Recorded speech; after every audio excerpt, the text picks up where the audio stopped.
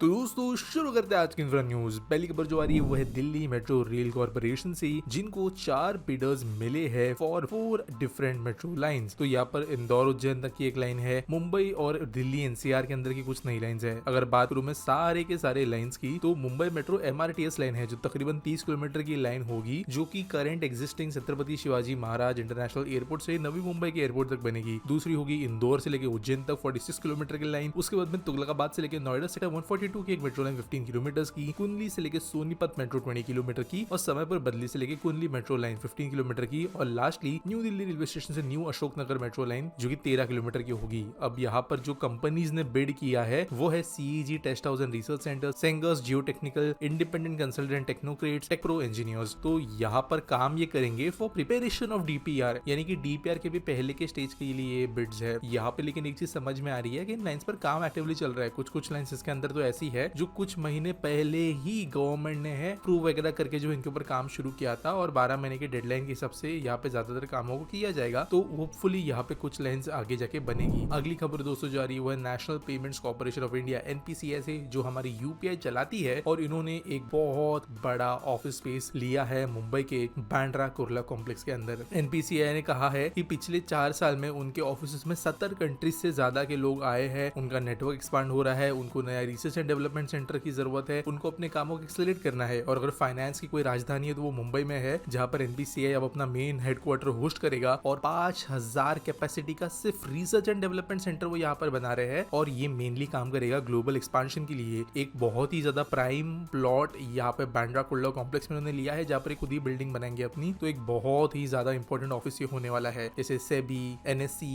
ये सब बड़े बड़े फाइनेंशियल इंस्टीट्यूशंस मुंबई में है, इनके पास में ही अब एनपीसीआई भी लोकेटेड होगा, जो दुनिया के सबसे ज्यादा डिजिटल ट्रांजैक्शन संभालता है। अगली खबर दोस्तों आ रही है दिल्ली मेट्रो रेल कॉर्पोरेशन से, जिन्होंने कंप्लीट की है 1475 metres of tunnelling for Chhatarpur से लेके इग्नव लिंक टनल। तो यहाँ पर 97 मीटर टनल बोरिंग मशीन के साथ कंस्ट्रक्ट किया गया 26 मीटर के गहराई पे। और यहाँ पर इसके वजह से जो 23.6 किलोमीटर लंबी वाली Tughlakabad aero city metro line है, गोल्डन लाइन के नाम से जो बन रही है, उसके एक्सपेंशन का काम आगे प्रोग्रेस हुआ है। अगली खबर दोस्तों सूरत रेलवे स्टेशन से, जहाँ पर एक integrated transportation and development corporation limited को एस्टैब्लिश किया गया है, जो की ओवरसी करेगी for the construction of new flyover bridge around railway station, जो कनेक्ट करेगा विद वराचा फ्लाईओवर ब्रिज। तो ये 6 महीने में काम शुरू होगा, इस उन्होंने कहा है। वाराज और ट्रांस रास्ता से लेकर वैशाली सर्कल के बीच में ये ब्रिजेस चलेंगे, और बेसिकली एक स्टेशन इंप्रूवमेंट स्कीम है, जहाँ पे जाके कंजेशन और ट्रैफिक फ्लो को ठीक किया जाएगा। अगली खबर दोस्तों ये थाने बुरवली टनल प्रोजेक्ट से रिलेटेड, जहाँ पर इसकी जो पहली टनल बोरिंग मशीन है S1400A, इसने फैक्ट्री टेस्ट पास कर लिए है चेन्नई में। तो हेलन करके एक फैक्ट्री है चेन्नई के अंदर, आपका तो फाइनल असेंबली लेना है, जहाँ पे टेस्टिंग वगैरह होती है। जर्मन कंपनी से हम टीबीएम खरीदते हैं, तो इनका यहाँ पे टेस्टिंग हो गया है। तो कुछ अप्रूवल्स के बाद में अब ये आएगी थाने में। ये